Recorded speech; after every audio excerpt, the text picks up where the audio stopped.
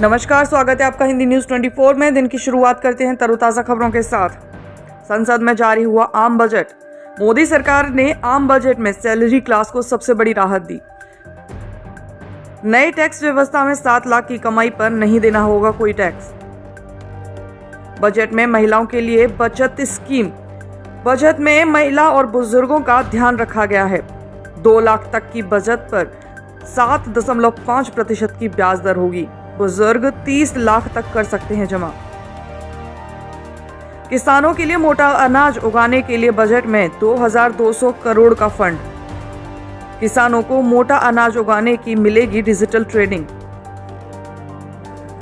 Railway को मिली सबसे बड़ी सौगात। रेलवे को मिलेगी 2.40 लाख करोड़ रुपए की। बजट में पहली बार भारतीय रेलवे को इतना बड़ा बजट। बजट में देश में 50 नए एयरपोर्ट खोलने का ऐलान। बजट में स्वास्थ्य सेवाओं पर भी दिया गया जोर। 157 नए नर्सिंग कॉलेज खोले जाएंगे। बजट में सस्ते हुए मोबाइल, एलईडी कैमरा लेंस और साइकिल जैसी तमाम वस्तुएं, तो वहीं चाइनीज खिलौने और सिगरेट हुए महंगे। साथ ही चांदी, सोना, विदेशी किचन चिमनी भी हुआ महंगा। 3 करोड़ के टर्नओवर वाले एमएसएमई को टैक्स में मिली छूट। स्टार्टअप की इनकम टैक्स छूट की 1 साल और बढ़ाई गई। बजट में सरकार ने आदिवासियों पर विशेष दिया फोकस। आदिवासियों के लिए 15,000 करोड़ का पैकेज का किया ऐलान। प्रधानमंत्री नरेंद्र मोदी ने इस बजट को बताया अमृत काल का पहला बजट। पीएम ने कहा, बजट में गांव, गरीब और किसानों का रखा गया है पूरा ध्यान। ये बजट मिडिल क्लास की उम्मीदों वाला है। पीएम ने कहा, बजट में गरीबों को हुनरमंद बनाने पर दिया जा रहा है जोर। आयुष्मान योजना से लोगों का जीवन हुआ बेहतर। पीएम ने उज्ज्वला योजना और पीएम सम्मान निधि को बताया सरकार की उपलब्धि। बजट को लेकर गृह मंत्री अमित शाह ने ट्वीट कर लिखा, आम बजट अमृतकाल की मजबूत आधारशिला रखने वाला है। केंद्रीय मंत्री स्मृति ईरानी ने बजट में हर तबके का रखा गया है ध्यान, ऐसा कहा। महिला, बुजुर्गों और नौकरी पेशा सभी का ध्यान रखा गया है बजट में। बजट में सबसे बड़ी खबर, देश में दिसंबर 2023 तक आएगी हाइड्रोजन ट्रेन। रेल मंत्री अश्विनी वैष्णव का बयान, कहा भारत में हाइड्रोजन ट्रेन को डिजाइन और निर्मित किया जाएगा। जल्दी आएगी भारत में हाइड्रोजन ट्रेनें। आने वाले 3 सालों में 400 वंदे भारत कोच बनाने का भी किया गया ऐलान। वंदे भारत के पहियों के लिए ऑर्डर भी दे दिया गया है। बजट को लेकर राहुल गांधी ने सरकार पर किया अटैक। राहुल गांधी ने कहा, केंद्र के पास महंगाई से निपटने का और कोई रोड मैप नहीं है। वहीं कांग्रेस सांसद शशि थरूर ने कहा, बजट में मनरेगा का नहीं किया गया कोई भी जिक्र। न बेरोजगारी और न ही महंगाई पर ही कोई चर्चा हुई। बढ़े अगली खबर की तरफ, तो आर्मी चीफ मनोज पांडे का बयान, कहा तकनीकी में आत्मनिर्भरता जरूरी। राष्ट्रीय सुरक्षा को आउटसोर्स नहीं किया जा सकता। बढ़े अगली खबर की तरफ, तो देश को मिली सर्वाइकल कैंसर की वैक्सीन। सीडीएल कसौली लैब से टेस्ट में पास हुई स्वदेशी दवाई। वैक्सीन बनाने में करीब 6 से 7 साल लगे। ये दवाई यानी वैक्सीन बच्चियों को सर्वाइकल कैंसर से बचाएगी। बढ़े अगली खबर की तरफ, तो व्हाट्सएप पहुंचा सुप्रीम कोर्ट। व्हाट्सएप का कहना है कि लोग व्हाट्सएप की पॉलिसी मानने को बाध्य नहीं है, जिस पर सुप्रीम कोर्ट ने व्हाट्सएप को कहा, पहले 5 अखबारों में अपना विज्ञापन देकर बताइए। अब खबर खेल जगत की। T20 में भारत की सबसे बड़ी जीत। भारत ने न्यूजीलैंड को 168 रन से हराया। शुभमन गिल ने शतक के साथ बनाए 126 रन और पांड्या ने लिए 4 विकेट। इस तरह भारत ने T20 की तीसरी सीरीज को 2-1 से अपने नाम कर लिया।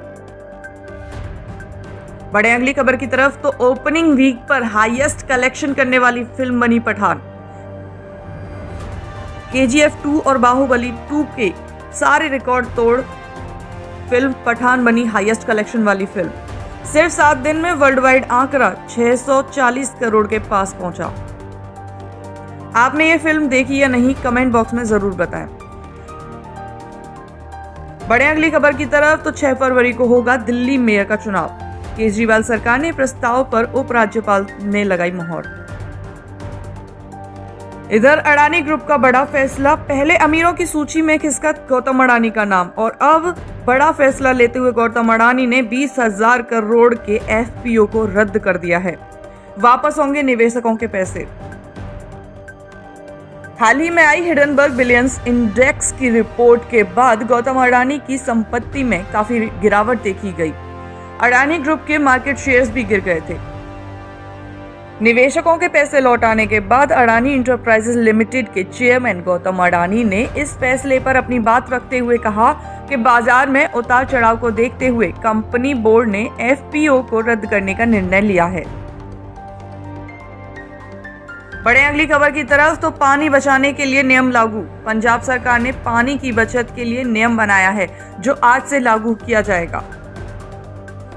पानी की मापन मात्रा क्यूबिक है तो 300 क्यूबिक मीटर से ज्यादा जमीनी दोहन पर प्रति क्यूबिक 22 रुपए देने होंगे। बढ़े अगली खबर की तरफ तो मोरवी ब्रिज हादसे में ऑरवे के एमडी को किया गया जेल। 30 अक्टूबर 2022 में पुल टूटने से 91 लोगों की गई थी जान। हादसा बेहद दर्दनाक था। पुल बनाने वाली कंपनी पर कोर्ट ने केस चल रहा था, जिसके चलते ओरेवा कंपनी के एमडी को जेल भेज दिया गया। मंगलवार को जेल में किया गया था सरेंडर। अब खबर गुजरात से। गुजरात पुलिस ने लॉन्च किया एक खास ऐप। ट्रैफिक को नजर में रखते हुए गुजरात की पुलिस ने एक खास ऐप लॉन्च किया है। इस ऐप में वाहन चालकों को रियल टाइम ट्रैफिक अपडेट मिलेगा।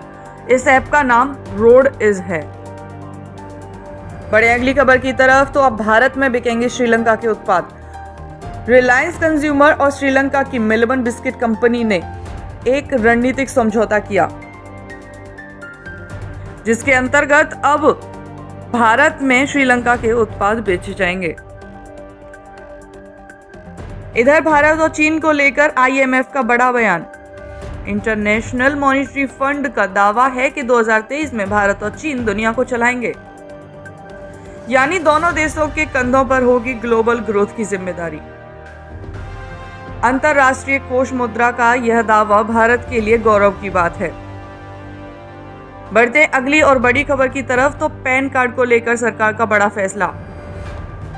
अब से पैन कार्ड ही सारे डिजिटल सिस्टम में इस्तेमाल किया जाएगा। अभी तक जो काम आधार कार्ड का रहा था उसकी जगह पैन कार्ड का इस्तेमाल किया जाएगा। पैन कार्ड को पहचान पत्रों में सबसे ऊपर रखते हुए सरकार ने कहा कि पैन कार्ड अब राष्ट्रीय पहचान पत्र की तरह इस्तेमाल होगा। अब खबर मौसम की तो जम्मू कश्मीर के गुलबर्ग में बर्फीले तूफान के चलते 2 विदेशी पर्यटकों की हुई मौत। बर्फीले तूफान में 21 लोगों को बचाया गया। वहीं पर्यटकों का पसंदीदा स्काई रिजॉर्ट बर्फ में दबा। राजस्थान में अभी 4 दिन और पड़ेगी कड़ाके की ठंड। माउंट आबू में तापमान फिर से माइनस में पहुंचा। कई शहरों में पारा 6 डिग्री तक नीचे आया। यूपी, एमपी और बिहार में बारिश और कोहरे का रहेगा आसार। ऐसी ही तरोताजा खबरों के लिए चैनल को सब्सक्राइब कर नोटिफिकेशन ऑन करें। मिलते हैं नई अपडेट के साथ हिंदी न्यूज़ 24 पर।